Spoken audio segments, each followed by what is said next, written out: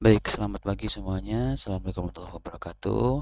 Eh, Semoga semuanya dalam kondisi yang baik dan sudah 2 minggu sejak UTS. Ini mohon maaf sekali, saya masih belum bisa mengisi secara offline. Mengingat karena ini ya teman-teman, apa ya?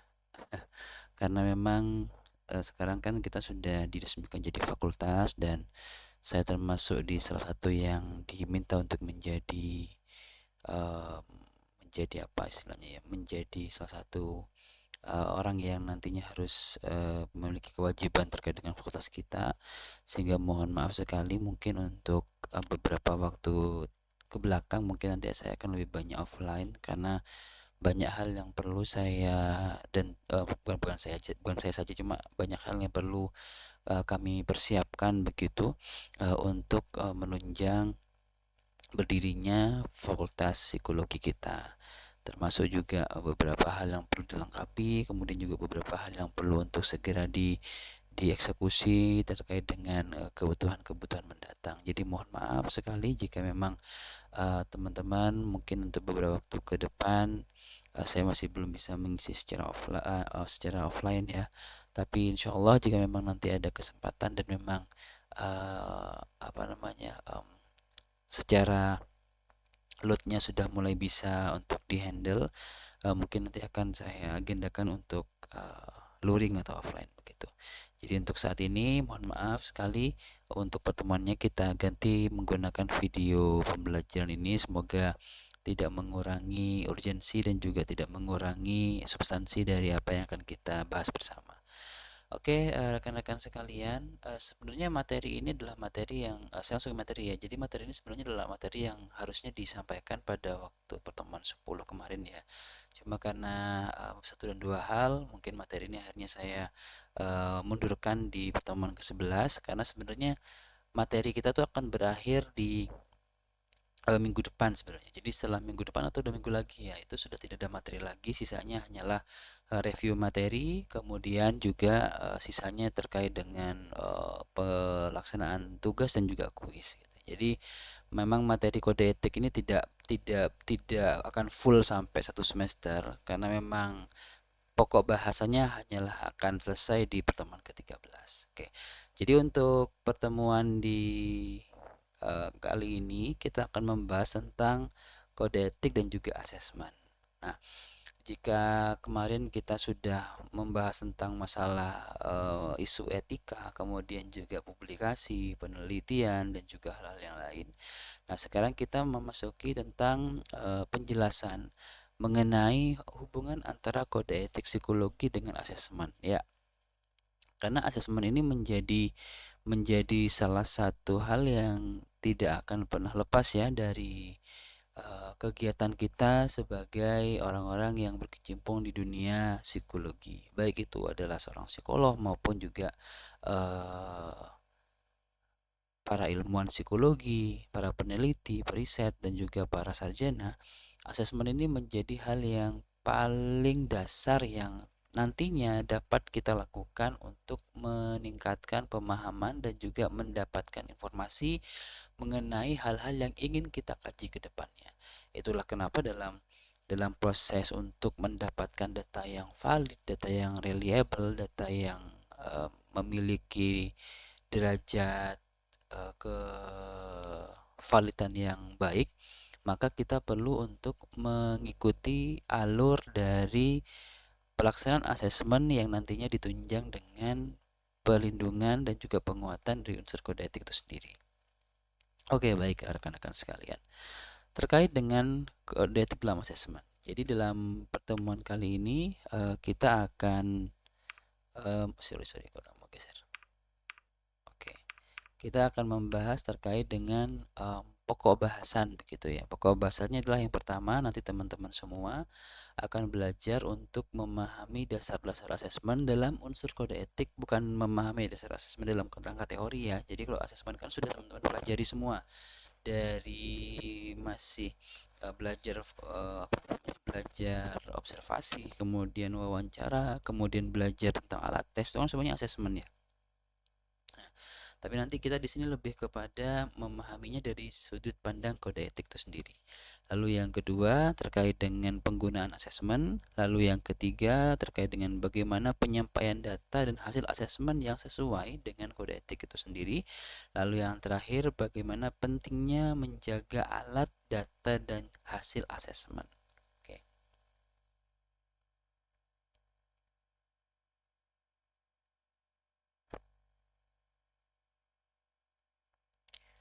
Oke, baik. Oke, ini kalau teman-teman lihat di pasal 62, di situ disampaikan bahwa asesmen merupakan prosedur evaluasi yang dilaksanakan secara sistematis, baik itu prosedur observasi, wawancara, pemberian satu atau seperangkat instrumen atau alat tes yang bertujuan untuk melakukan penilaian dan atau pemeriksaan psikologi. Assessment itu kan sebenarnya bukan bahasa Indonesia ya, tapi ini bahasa berasal dari bahasa Inggris yang apa istilahnya ya, transliterasi ya ke bahasa Indonesia itu assessment. Assessment itu kata dasarnya adalah assess, untuk menilai. Dan sebenarnya kata assessment ini tidak hanya eksklusif punya psikologi ya, tapi assessment ini merupakan bahasa medis sebenarnya yang akhirnya diadaptasi oleh banyak profesi yang nantinya dalam profesi itu perlu untuk menilai, baik itu menilai kondisi kesehatan seseorang, menilai kondisi kejiwaan seseorang, bahkan menilai performa dari seseorang, baik itu performa prestasi, performa akademik, performa kerja. Semua itu adalah asesmen namanya. Dan dalam melakukan asesmen tentunya ada prosedur yang perlu untuk teman-teman semua jalani dan jalankan. Dan artinya kalau saya bilang jalani dan jalankan, prosedur asesmen tidak hanya berlaku kepada asesi atau orang yang kita asesmen, tapi juga berlaku pada asesor, orang yang mengasesmen. Jadi pada kita yang melakukan asesmen namanya asesor, dan orang yang kita nilai namanya asesi. Nah, prosedur asesmennya ini semuanya berlaku untuk kita, baik sebagai pelaku maupun sebagai orang yang sedang di asesmen. Nah, dalam prosedur-prosedur itu tentunya ada tahapan, ada apa namanya, ada rangkaian kegiatan dan mungkin rangkaian prosedur yang perlu untuk kita lakukan sehingga asesmen yang kita lakukan itu dapat dikatakan sah atau valid begitu. Karena tentunya kita ingin ya setiap data yang kita dapatkan yang sudah susah payah kita cari di lapangan itu menjadi data yang valid, menjadi data yang benar, maka caranya pun juga harus benar. Karena begini, kalau teman-teman punya paradigma begini, saya ingin mencari atau memancing ikan gitu ya. Tapi teman-teman itu yang teman-teman bawa bukanlah pancing, bukanlah jaring ikan, tapi teman-teman bawa buku. Nah, akhirnya ketika teman-teman semua ke sungai dan membacakan buku di pinggir sungai, ikannya nggak akan kena. Kenapa? Karena yang teman-teman bawa adalah sesuatu yang tidak sesuai dengan apa yang ingin teman-teman semua dapatkan di lapangan. Prinsipnya sama seperti asesmen. Ketika teman-teman semua ingin menggali informasi mengenai kondisi emosi, stabilitas, kemudian juga kesehatan mental seseorang, maka teman-teman perlu menyiapkan prosedur asesmen yang paling sesuai untuk bisa menggali data tersebut. Jadi jangan sampai teman-teman membawa alat yang tidak memiliki korelasi dengan hal-hal yang ingin teman-teman semua dapatkan. Nah, prinsipnya di situ.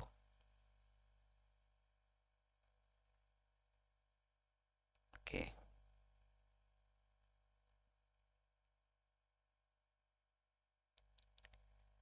Sebentar ya. Oke, nah, yang perlu teman-teman perhatikan begini ya dalam pelaksanaan suatu asesmen gitu ya.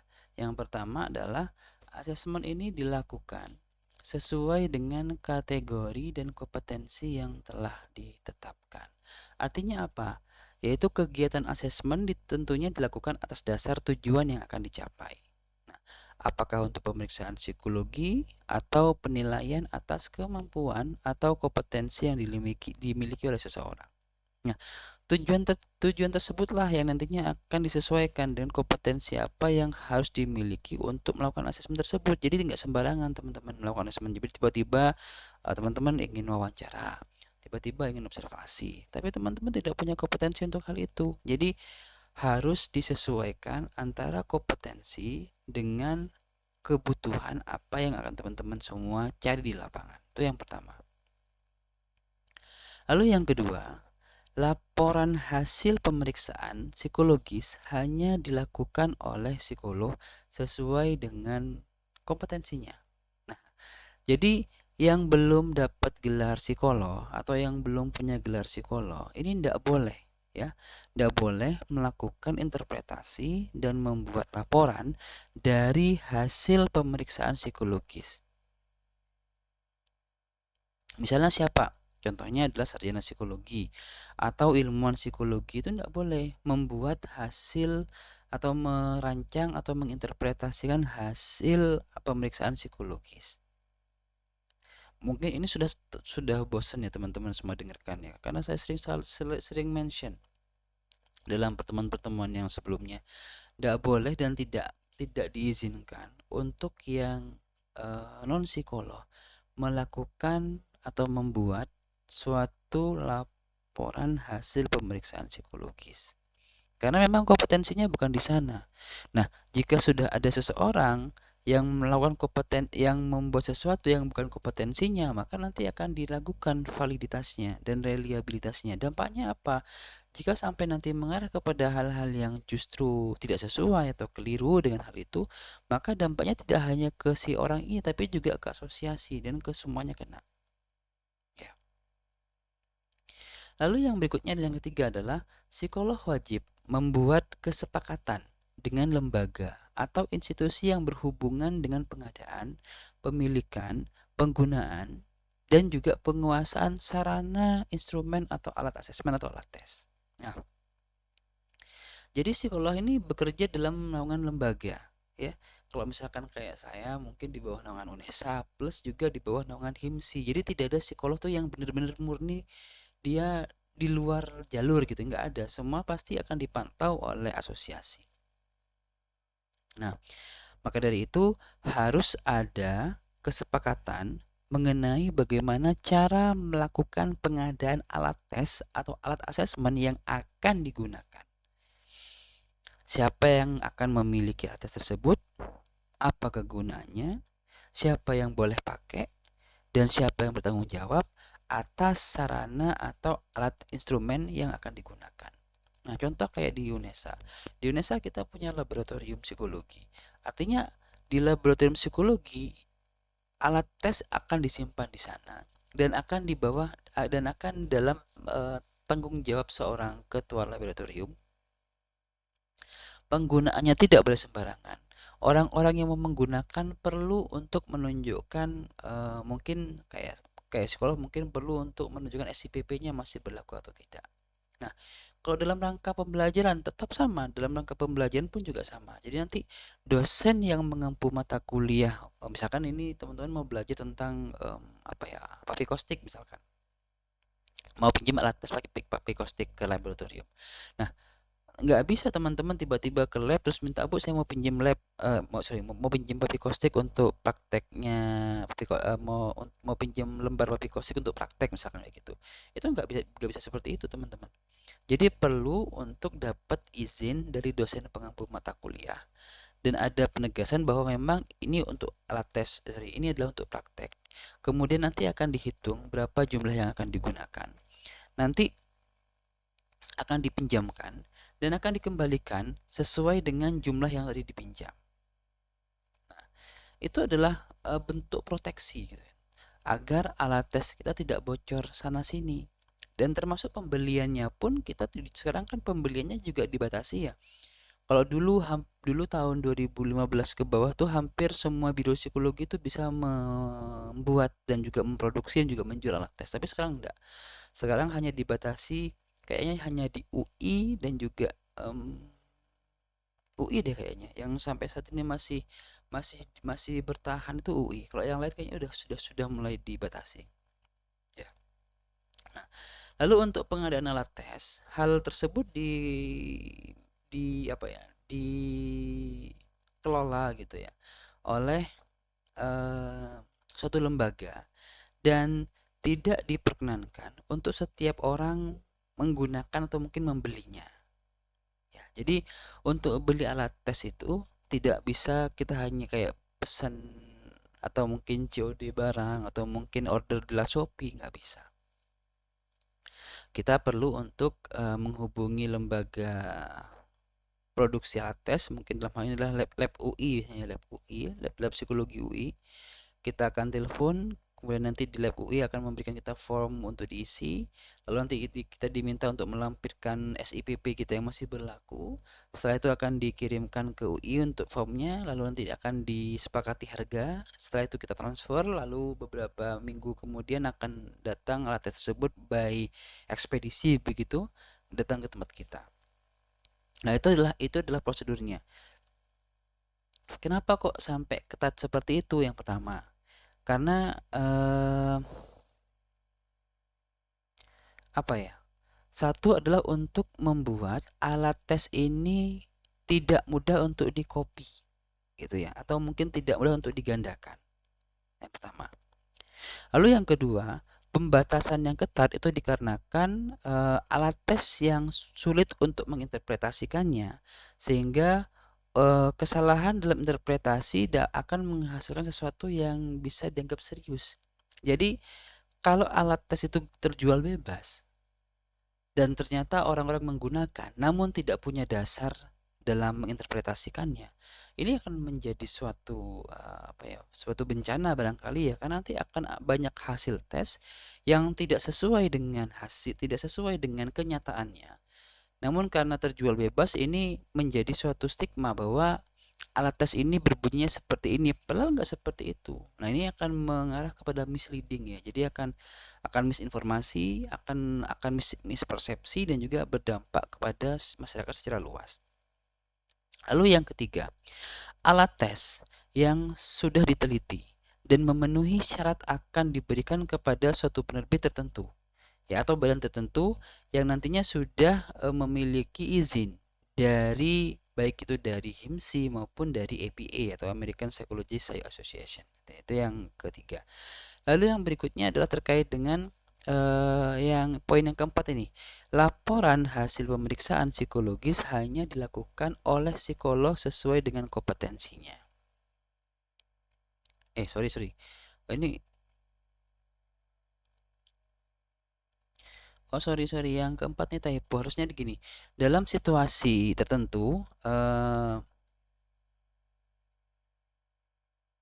dalam segala sorry, ini yang keempat nih typo nih. Harusnya dokumentasi ya. Jadi teman-teman tetap jadi para psikolog maupun orang-orang yang akan mengasesmen perlu untuk tetap mendokumentasikan usaha yang telah dilakukan dalam pelaksanaan asesmen. Jadi gini, mendokumentasikan itu penting ya, agar kita memiliki bukti yang konkret bahwa memang asesmen ini kita lakukan, atau at least jika nanti ada terjadi sesuatu yang di luar prediksi kita bisa memiliki dokumen bukti bahwa memang dalam pelaksanaannya kita tidak sembarangan dan mungkin dalam pelaksanaannya kita sudah sesuai prosedur. Nah, tujuannya apa? Sebagai bentuk tanggung jawab. Jika sewaktu-waktu kita diminta pertanggungjawaban atas kegiatan asesmen yang telah kita lakukan. Itu aja sebenarnya. Oke, baik. Yang ke berikutnya. Di pasal 63 terkait dengan penggunaan asesmen. Nah, dalam hal ini teman-teman sekalian. Nah, menggunakan teknik asesmen psikologi dengan cara yang tepat, mulai dari prosesnya ya, adaptasinya, administrasi, penilaian atau scoring, interpretasi, untuk tujuan yang baik di sisi kewenangan sesuai dengan taraf jenjang pendidikan. Nah, adapun di sini ada kategori dan kompetensi yang disyaratkan, sehingga nanti asesmen dikatakan valid. Nah, hal-hal yang harus diperhatikan agar proses asesmen dapat dikatakan terselesaikan dengan baik. Yang pertama adalah adanya konstruksi tes. terkait dengan validitasnya dan juga reliabilitasnya. Nah, dalam pelaksanaan asesmen, teman-teman perlu menggunakan instrumen asesmen yang valid, ya, atau sejauh mana tes mengukur aspek yang akan diukur. Jadi sesuai, kita mau mengukur stres, maka kita menggunakan instrumen stres. Kita ingin mengukur depresi, kita pakai instrumen depresi. Kita mau mengukur performa kerja, kita pakai tes performa kerja. Nah, dan reliabilitasnya adalah skor yang nantinya diperoleh relatif tetap walaupun pengambilan tesnya dalam jangka waktu yang berbeda. Contohnya saya dites sekarang untuk stres gitu ya.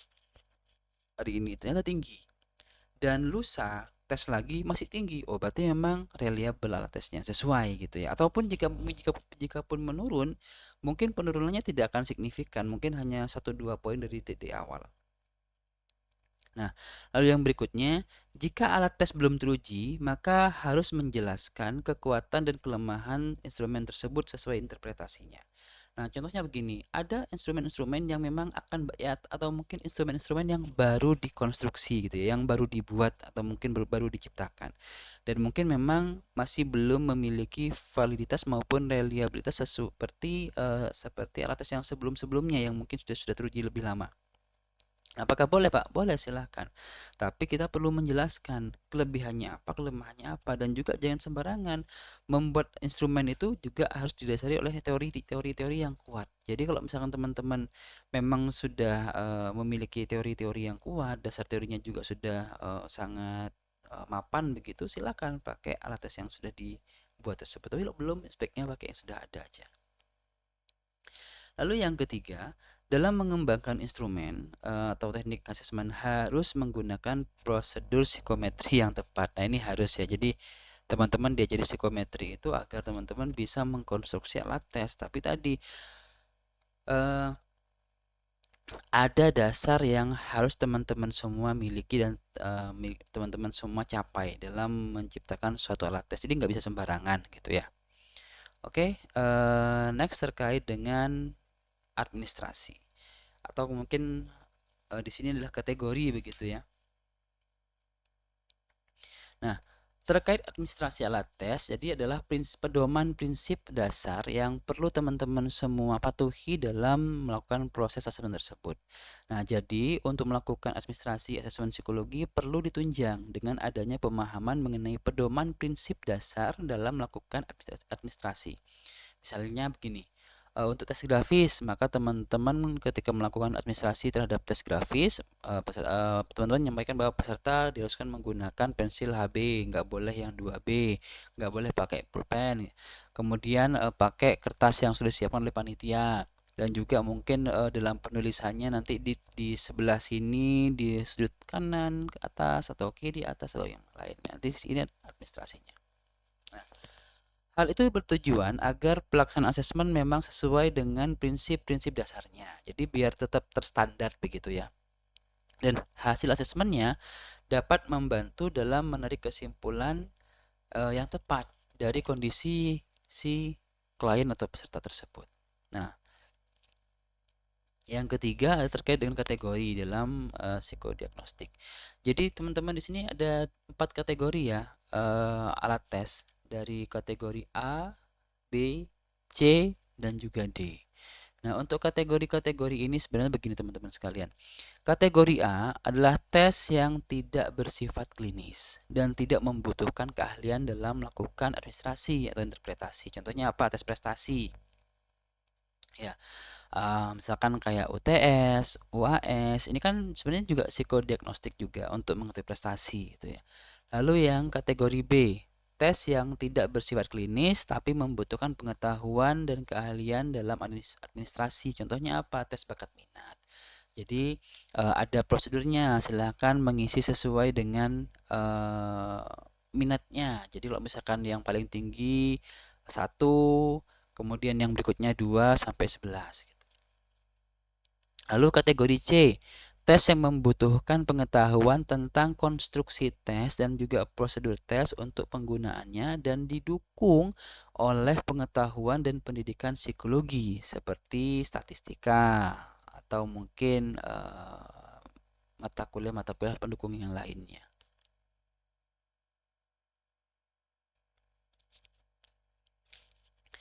Oke, yang berikutnya adalah personality, contohnya adalah personality inventory. Kategori D, sama seperti kategori C, namun ditambah dengan pemahaman tentang testing dan didukung dengan pendidikan psikologi standar psikolog dan juga pengalaman 1 tahun disupervisi oleh psikolog dalam penggunaan alat tes psikologi. Contohnya adalah tes-tes psikologi untuk kepentingan klinis, gitu ya. Perlu dipahami juga jenis-jenis alat tes sehingga dapat memberikan alat tes yang tepat berdasarkan tujuan pelaksanaan asesmen yang akan dilakukan. Oke, teman-teman. Oke, selanjutnya terkait dengan tes dan hasil tes yang kadaluarsa. Nah, ini jadi begini.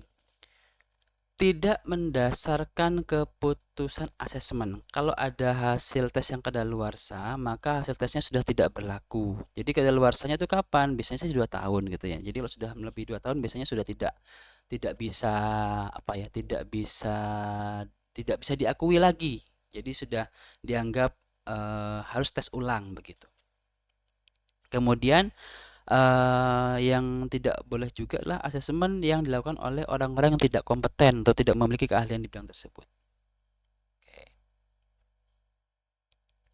Kemudian di pasal 64 masih terkait dengan asesmen ya. Jadi pelaksanaan asesmen diatur oleh peraturan pemerintahan atau hukum yang berlaku. Nah, pelaksanaan asesmen diatur oleh peraturan pemerintah dan hukum. Pelaksanaan asesmen digunakan untuk mengevaluasi kemampuan individu yang menjalani pemeriksaan psikologis yang digunakan untuk pengambilan keputusan dalam suatu pekerjaan atau perkara. Nah,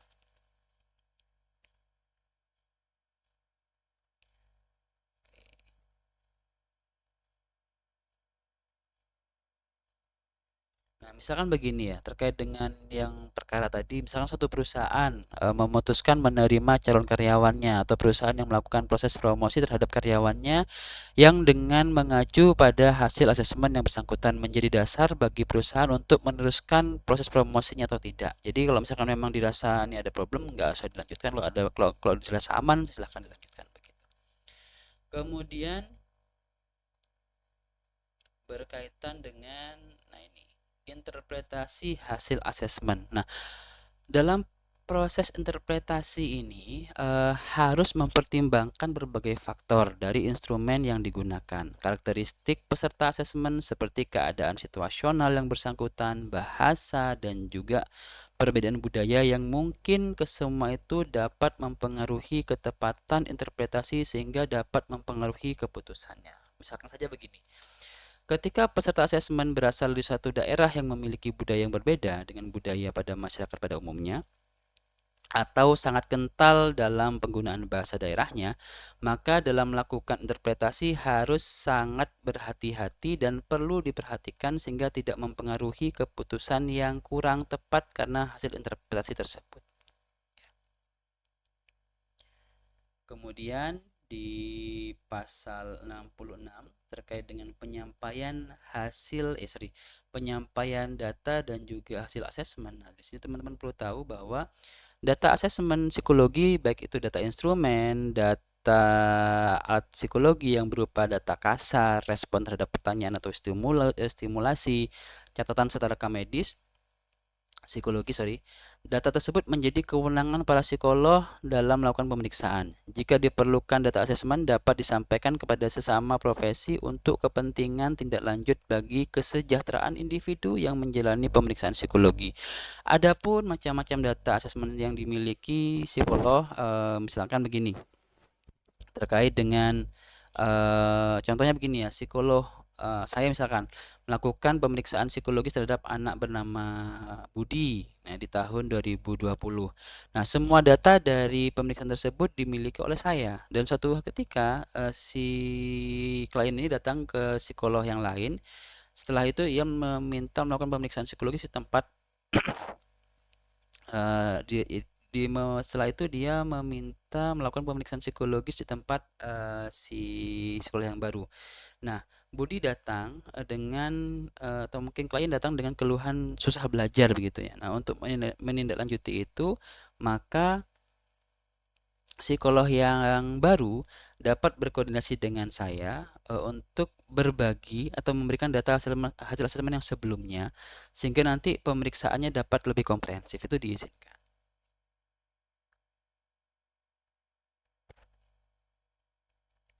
Lalu yang terakhir di pasal 67 terkait dengan menjaga alat data dan hasil asesmen, maka di sini psikolog wajib untuk menjaga kelengkapan dan keamanan instrumen, alat tes psikologi, data asesmen psikologi, dan hasil asesmen psikologi sesuai dengan kewenangan dan sistem pendidikan yang berlaku, aturan hukum, dan juga kewajiban yang telah tertuang dalam kode etik. Itu yang pertama. Lalu yang kedua, wajib menjaga kelengkapan dan keamanan data hasil asesmen psikologi sesuai dengan kewenangan dan sistem pendidikan yang berlaku, aturan hukum, dan kewajiban yang telah tertuang dalam kode etik ini. Itu yang kedua. Lalu yang ketiga, psikolog atau ilmuwan psikologi mempunyai hak kepemilikan sesuai dengan kewenangan dan sistem pendidikan yang berlaku serta bertanggung jawab terhadap alat asesmen psikologi yang ada di instansi atau organisasi tempat ia bekerja. Nah, inti dari pasal 67 ini adalah psikolog maupun ilmuwan psikologi, bahkan mahasiswa psikologi harus menjaga ataupun menyimpan dengan baik alat tes psikologi atau hasil tes psikologi para peserta asesmennya. Disusun dalam filing yang rapi atau tidak sembarangan menaruhnya. Semua berkas-berkas hasil tes itu merupakan data-data yang penting. Nah, hal tersebut bertujuan supaya tidak disalahgunakan oleh pihak yang tidak berkompeten atau kemungkinan penyalahgunaan hasil atau laporan asesmen seseorang sehingga dapat tersebar luas mengenai hal tersebut. Nah, tentunya kemungkinan situasi-situasi tersebut dapat memberikan kerugian baik terhadap diri sendiri maupun lembaga maupun juga peserta asesmen itu sendiri. Jadi perlu berhati-hati dalam melakukan penyimpanan dan juga membukukan hasil asesmen dari para peserta tes psikologi itu sendiri. Oke, baik rekan-rekan sekalian, mungkin ini adalah akhir dari materi yang bisa saya sampaikan terkait dengan kode etik dan juga asesmen psikologi. Jika teman-teman nanti ada hal yang ingin ditanyakan, silakan nanti disimpan dulu pertanyaannya. Teman-teman bisa tanyakan nanti jika kita sudah ada kelas luring begitu. Oke, mungkin selanjutnya bisa beralih kepada kelompok. Jika memang masih ada, ini saya rasa masih ada kelompok yang belum presentasi.